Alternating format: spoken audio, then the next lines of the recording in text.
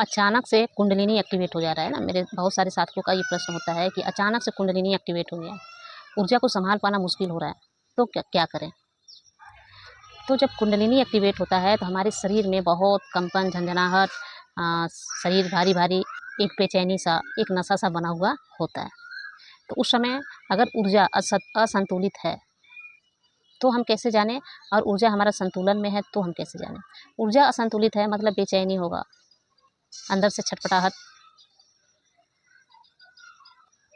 ये सारे सिम्टम्स हैं। अगर संतुलित है तो आप ध्यान में, कुंडलिनी जब सक्रिय हो जाता है तो 2 घंटे, 3 घंटे, 4 घंटे आप लगातार ध्यान में बैठ सकते हैं, इतना पावर हो जाता है। उसके बाद कुछ समय विश्राम करके फिर से आप,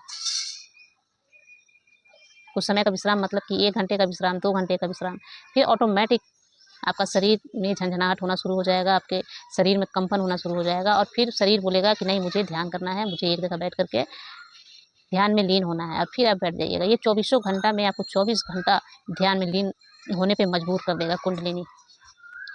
अगर असंतुलित है कुंडलिनी तो क्या करें, कुछ नहीं करना है, कुछ समय के लिए ध्यान छोड़ दें, कुछ समय के लिए विश्राम ले लें, कुछ समय के लिए एंटरटेनमेंट कर लें, दूसरे कामों में अपना समय व्यतीत करें, प्रकृति से अपने आप को जोड़ें, है ना। कुछ समय के लिए, मैं बार बार बोलती हूँ, कुछ समय ध्यान जो है वो लगातार नहीं करना है, कुछ समय का ब्रेक लें, कुछ दूसरे कामों में भी ध्यान दें। अगर हम एक ही चीज़ में लगातार ध्यान देने लग जाते हैं तो उसके बाद हमारा ऊर्जा का संतुलन भी बिगड़ जाता है और हमारा मानसिक संतुलन भी बिगड़ जाता है।